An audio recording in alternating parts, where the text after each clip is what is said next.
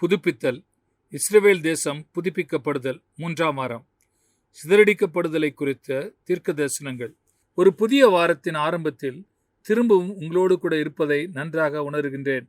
இவ்வாழ்க்கையில் வேதாகமத்தின் சத்தியங்கள் எனக்கு கற்றுக் கொடுத்ததை உங்களோடு பகிர்ந்து கொண்டு வருகின்றேன். இந்த சத்தியங்கள் என் வாழ்க்கையில் வெற்றிக்கும் தோல்விக்கும் இடையேயான வித்தியாசத்தை காண்பித்திருக்கின்றன. இவை அதையே உங்களுக்கும் செய்யும். கடந்த 2 வாரங்களாக ஒரு மிக முக்கியமான சத்தியத்தை உங்களோடு பகிர்ந்து கொண்டு வருகின்றேன். இன்றைய நம்முடைய உலக சூழ்நிலையில் தேவன் தம்முடைய 2 வகையான ஜனங்களுக்காக தம்முடைய புதுப்பிக்கின்ற வேலையின் நோக்கங்களை எவ்வாறு நிறைவேற்றி கொண்டிருக்கிறார் என்பதை குறித்து நான் பேசிக் கொண்டிருக்கிறேன். இஸ்ரவேல் மற்றும் சபைதான் இவர்கள். இந்த 2 வகையான ஜனங்களிடமும் அவர் ஒரு உடன்படிக்கையினாலே தம்மையே அர்ப்பணித்திருக்கிறார். அவர் அதை ஒருபோதும் மீற மாட்டார். கடந்த வாரத்தில் சபை புதுப்பிக்கப்படுகிற காரியத்தை குறித்து நான் பேசினேன். இந்த வாரத்தில் இஸ்ரவேல் புதுப்பிக்கப்படுகிற காரியத்தை குறித்து பேசப் போகிறேன். இந்த 2 குறித்தும் ஒன்றை புதுப்பித்தல் என்றால் அதை அதற்குரிய இடத்திலும் அதற்குரிய நிலையிலும் திரும்ப கொண்டு வந்து வைத்தல் என்று தான் நான் விளக்கம் கூறினேன். ஒன்றை புதுப்பிக்க வேண்டும் என்றால் அது இப்பொழுது அதற்குரிய இடத்திலும் அதற்குரிய நிலையிலும் இல்லை என்பதை தான் அது சுட்டி காண்பிக்கிறது. ஆனாலும் இஸ்ரவேல் புதுப்பிக்கப்படுவதிலும் சபை புதுப்பிக்கப்படுவதிலும் அதன் ஒழுங்கில் ஒரு முக்கியமான வித்தியாசம் இருக்கிறது. சபை புதுப்பிக்கப்படுவதில் பிரதானமாக அது ஆவிக்குரிய ஒன்றாக இருக்கிறது. அது ஆவிக்குரிய ஒன்றாக இருந்தாலும் தவிர்க்க முடியாத விதத்தில் அது உண்டாக்குகிற பலன்கள் இயற்கையான மண்டலத்திலும் வெளிப்படுத்தப்படுகின்றன. இன்னொரு பக்கத்தில் இஸ்ரவேல் புதுப்பிக்கப்படுகிற கிரியையை ஆரம்பத்தில் அரசியல் ரீதியாகவும் பூகோள ரீதியாகவும் நடக்கின்றது. ஆனால் ஆவிக்குரிய நிறைவின் ஒரு உச்சக்கட்டத்தை அது அடையாத வரை அது முழுமையுமாய் நிறைவேற்ற முடியாது. இன்றைக்கு என்னுடைய செய்தியில் எந்த சூழ்நிலை இஸ்ரவேல் என்ற ஒரு கூட்ட ஜனங்கள் புதுப்பிக்கப்பட வேண்டும் என்பதை அத்தியாவசியமாக்கியது என்பதை குறித்து சொல்லப் போகிறேன். அதாவது அவர்கள் எவ்வாறு தங்களுக்குரிய சரியான இடத்தையும் தங்களுக்குரிய சரியான நிலையையும் விட்டு வெளியே வந்தார்கள் என்பதை நான் விளக்கி சொல்லப் போகிறேன். இஸ்ரவேல் ஜனங்கள் தங்களுக்கு தேவன் சுதந்திரமாய் தந்த தேசத்திற்குள் நுழைவதற்கு முன்பே மோசே 3 காரியங்களை தெளிவாக முன்கூட்டியே கணித்திருந்தான். இது குறித்து உபாகமத்தில் எழுதப்பட்டிருக்கிறது. முதலில் இஸ்ரவேல் ஜனங்கள் தேவனுக்கு கீழ்ப்படியாமல் உண்மையற்றவர்களாய் மாறுவார்கள். இரண்டாவதாக அதற்கு ஒரு நியாய தீர்ப்பாய் தேவன் அவர்களை வேரோடு பிடுங்கி புறஜாதியாரின் தேசங்களுக்குள் சிதறடிப்பார். மூன்றாவதாக அந்த தேசம் வெறுமையாய் பாழாய் போகும். அப்படிப்பட்ட கணிப்புகளில் ஒன்று உபாகமம் 28ஆம் அதிகாரத்திலே காணப்படுகிறது.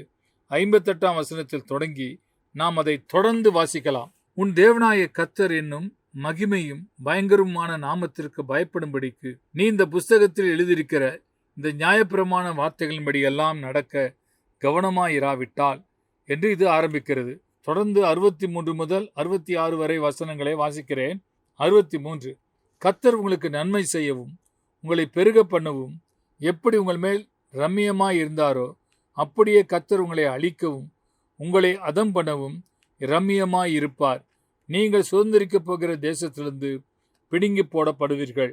64ஆம் வசனம். கர்த்தர் உன்னை பூமியின் ஒரு முனை துவங்கி பூமியின் மறுமுனை மட்டும் இருக்கிற எல்லா ஜனங்களுக்குள்ளும் சிதறடிப்பார். அங்கே நீயும் உன் பிதாக்களும் அறியாத மரமும் கல்லுமான அந்நிய தேவர்களை சேவிப்பாய். 65ஆம் வசனம். அந்த ஜாதிகளுக்குள்ளே உனக்கு இளைப்பாறுதல் இராது, உன் உள்ளங்கால்கள் தங்கி தரிக்க இடமும் இராது. அங்கே கர்த்தர் உனக்கு தத்தளிக்கிற இருதயத்தையும் சோர்ந்து போகிற கண்களையும் மனசஞ்சலத்தையும் கொடுப்பார். 66ஆம் வசனம். உன் ஜீவன் உனக்கு சந்தேகத்தில் ஊசலாடும், உன் ஜீவனை பற்றி நம்பிக்கை இல்லாமல் இரவும் பகலும் திகில் கொண்டிருப்பாய். இந்த தீர்க்க தரிசனங்களின் நிறைவேறுதலோடு சம்பந்தப்பட்ட வரலாற்றை இப்பொழுது நாம் உற்று நோக்குவோம்.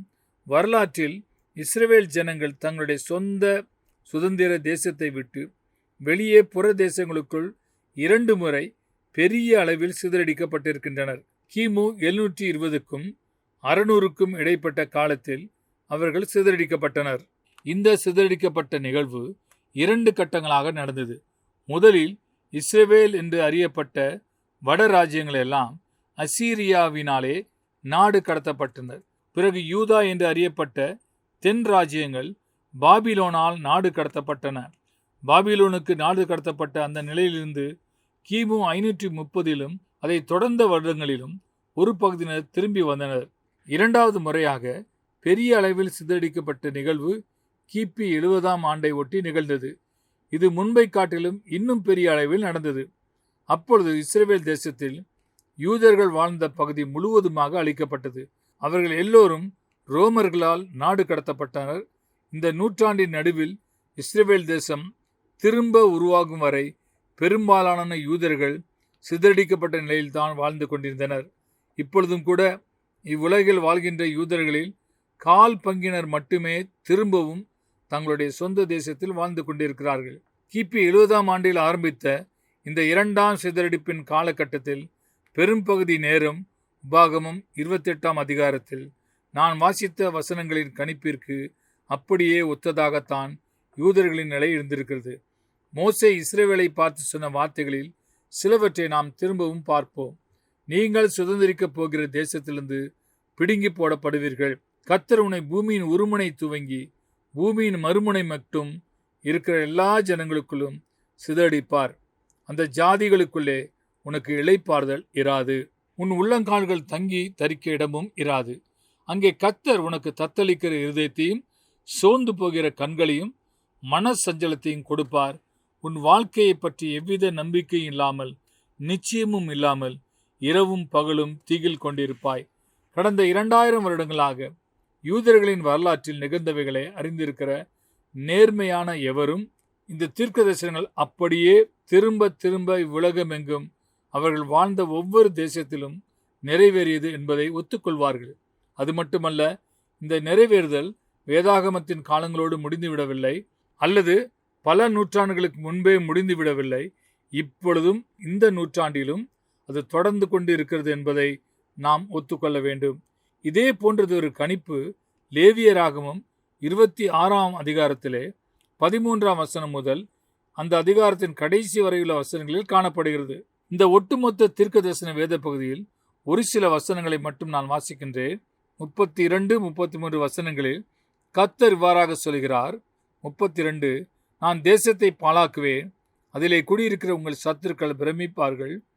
33, ஜாதிகளுக்குள்ளே உங்களை சிதறடித்து உங்கள் பின்னாக பட்டயத்தை உருவுவேன், என் பட்டயத்தை உருவி உங்களை துரத்துவேன். உங்கள் தேசம் பாழும் வீணாய் போகும், உங்கள் பட்டணங்கள் வனாந்திரமும் ஆகும், அதாவது சீர்குலைந்து சிதைந்து அழிந்து போகும்.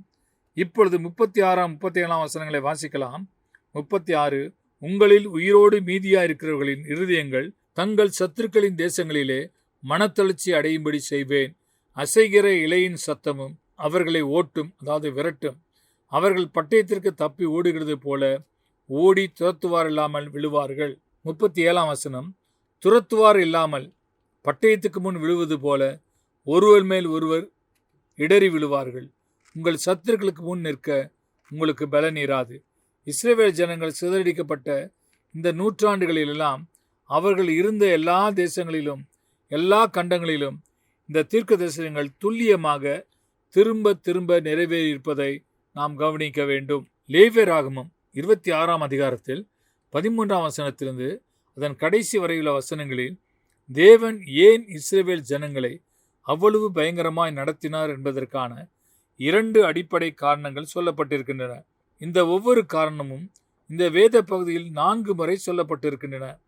நீ எனக்கு செவி கொடுக்கவில்லை என்பதுதான் முதல் காரணம். நீ எனக்கு விரோதமாய் நடந்து கொண்டாய் என்பது 2வது காரணம். இதை இன்னொரு மொழிபெயர்ப்பு இவ்வாறாக சொல்கிறது, நீ என் வார்த்தைக்கு முரண்பட்டு நடந்து கொண்டாய். நான் இந்த 2 காரணங்களையும் திரும்ப சொல்கிறேன். இது ஒவ்வொன்றும் 4 முறை சொல்லப்பட்டிருக்கிறது என்பதை நினைவில் வைத்துக் கொள்ளுங்கள். இவை இஸ்ரவேலின் மீது தேவனுடைய நியாய தீர்ப்பு விழுவதற்கான அடிப்படை காரணங்களாகும். முதலில் நீ எனக்கு செவி கொடுக்கவில்லை. 2வது, நீ எனக்கு விரோதமாய் நடந்து கொண்டாய். நான் அதை இவ்வாறாக தொகுத்து சொல்கிறேன். இது முரட்டு பிடிவாதத்துடன் எப்பொழுதும் தேவனை எதிர்த்து நிற்கிற செயலாக இருக்கிறது. இது 2 விதங்களில் வெளிப்படுத்தப்பட்டிருக்கிறது என்று நான் சொல்வேன். முதலில் தேவனால் கொடுக்கப்பட்ட பிரமாணத்திற்கு கீழ்ப்படியாமல் போவதாகும். 2வது, தேவனால் அனுப்பப்பட்ட தீர்க்கதரிசிகளை நிராகரிப்பதாகும். நசரேயனாகிய இயேசு கிறிஸ்து தான் அந்த தீர்க்கதரிசிகளில் கடைசியாய் வந்தவரும் மகா பெரிய தீர்க்கதரிசியுமானவராய் இருக்கிறார் என்று நான் விசுவாசிக்கின்றேன். பொதுவாக இஸ்ரவேலை குறித்த பதிவுகள் வரலாற்றின் பக்கங்களிலே எழுதப்பட்ட பாடங்களாக இருக்கின்றன. தேவனிடத்திலும் அவருடைய செய்தியை கொண்டு வருகிறவரிடத்திலும் முரட்டு பிடிவாதத்தோடு கீழ்ப்படியாமல் நடந்து கொள்வதால் உண்டாகும் விளைவுகளை குறித்து ஒரு எச்சரிக்கையை இவை எல்லா தேசங்களுக்கும் எல்லா இனங்களுக்கும் கொடுக்கின்றன. அதே கோட்பாடுகள் எல்லா தேசங்களுக்கும் வேலை செய்கின்றன. வேத வசனத்தில் இஸ்ரவேலின் வரலாறு பதிவு செய்யப்பட்டிருக்கிறது. அந்த கோட்பாடுகள் அமெரிக்க ஐக்கிய தேசங்கள் உட்பட எல்லா தேசங்களுக்கும் வேலை செய்கின்றன. ஆனாலும் தேவனுக்கு நன்றி. காரணம், தேவனுடைய இரக்கம் மற்றும் உடன்படிக்கையை காக்கும், அவருடைய உண்மையை பகிரங்கமாக வெளிப்படுத்தி காண்பிக்கும் ஒரு அடையாளமாக இஸ்ரவேல் இருக்கிறது. தேவனுடைய நியாயத்தீர்ப்பின் விளைவாக நிகழ்ந்த இஸ்ரவேலின் சிதறடிப்பு சம்பவங்களை குறித்து வேதாகமத்தில் எழுதப்பட்டிருக்கிற எல்லா கணிப்புகளும் அவை ஒருபோதும் திரும்ப பெற முடியாதவை, மாற்ற முடியாதவை என்பதை சுட்டி காண்பிக்கின்றன. ஆனாலும் தேவனுடைய இரக்கத்திற்கான கதவு எப்பொழுதும் திறந்தே இருக்கின்றது. தேவனுடைய நியாயத்தீர்ப்பும் இரக்கமும் சேர்ந்தே செல்கின்றன என்பதை வெளிப்படுத்தும் ஒரு நல்ல சுருக்கமான எடுத்துக்காட்டு ஓசியா புஸ்தகத்திலே காணப்படுகிறது. ஓசியா 3ஆம் அதிகாரம் 4, 5 வசனங்களை நான் வாசிக்கின்றேன். இஸ்ரவேல் புத்திரர் அநேக நாள் ராஜா இல்லாமலும் அதிபதி இல்லாமலும் பலி இல்லாமலும் சிலை இல்லாமலும் ஏபோத் வஸ்திரம் இல்லாமலும் தேராபீம் இல்லாமலும் இருப்பார்கள். இதில் ஒன்றை நாம் கவனிக்க வேண்டும்.